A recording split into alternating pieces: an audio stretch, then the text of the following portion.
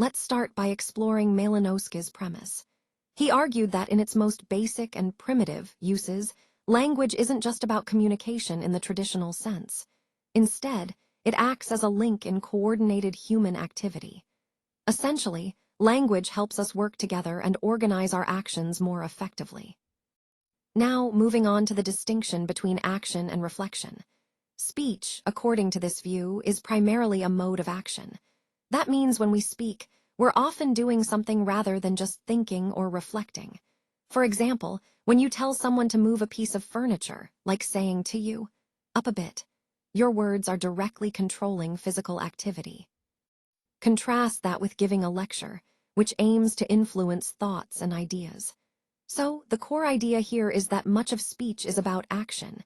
It's about doing things in the world, not just contemplating or conveying abstract ideas. Next, let's consider phatic communion. This refers to those little exchanges of words, chit-chat, if you will, that serve mainly to establish or reinforce social bonds. It's not about exchanging information, but about showing recognition and maintaining social connection. And importantly, speech often serves functions beyond just sharing new propositional information.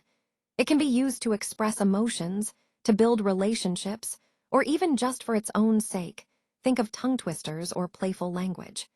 These uses highlight how versatile speech really is. So, in summary, speech isn't just about conveying facts.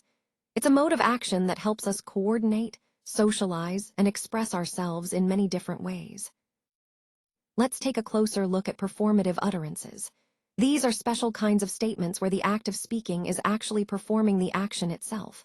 For example, when someone says, "I name this ship Saucy Sue," they're not just describing something, they're actually performing the act of naming the ship. Similarly, marriage vows are a perfect example because the speech itself creates the marriage. What's important here is that these utterances aren't just describing something, they're doing something through language. This idea is central to speech act theory, which emphasizes that language isn't just about conveying information, but also about performing social actions. And of course, for these actions to be successful, they depend heavily on the context and whether the speaker follows accepted social rules. So, understanding performative utterances helps us see how language directly influences social interactions and societal functions. Let's take a closer look at the linguistic vocabulary we use to talk about utterances. English offers a rich set of verbs like say, promise, and persuade, which help us describe different ways people communicate. When we classify speech, we can think about the dimensions of how people speak. For example, the manner of speaking distinguishes between saying something normally, shouting, or whispering. Each conveys a different tone or intention. Another important dimension is the flow of information, whether someone is announcing, asking, explaining, or simply reminding.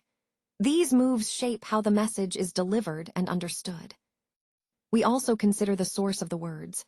Are they acted out, read aloud, recited, or spoken spontaneously?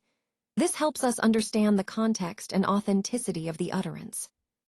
Moving on to evaluative bases, we look at how the speaker is evaluated. Acts like apologizing, boasting, grumbling, or thanking reveal attitudes and social functions. Similarly, hearer evaluation includes acts such as flattering, promising, teasing, or threatening, which show how the listener perceives or reacts to what's being said. Finally, the perlocutionary force is about the effect on the hearer, whether the speech cajoles, dissuades, or persuades. This helps us understand the actual impact of the utterance beyond just its content. All these dimensions and categories are part of the broader taxonomy of speech acts, which provide a framework for analyzing how language functions in communication. They connect to the overall theme of understanding the layers and purposes behind what we say. Let's talk about the length of units first. Speech acts can really vary in how long they are. For example, categories like preaching or lecturing tend to be quite lengthy, involving complex and extended stretches of speech. On the other hand, some categories, like whispering, are much shorter, often just single words or brief sounds. This variation in length is an important aspect of how we understand different types of speech acts.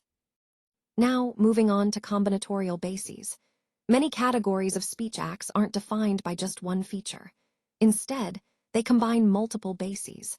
For instance, categories like preaching or lecturing are characterized not only by their manner, meaning how they are delivered, but also by the specific flow of information.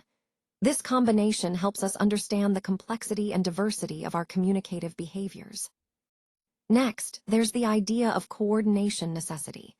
It's absolutely crucial for social interaction that we can tell whether someone is being serious or joking, or whether they are requesting something or giving a command.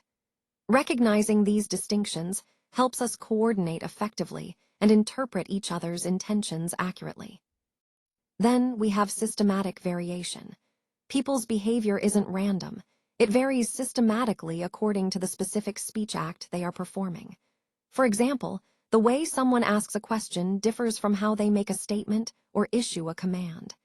These variations are predictable and help us understand the function of different speech acts.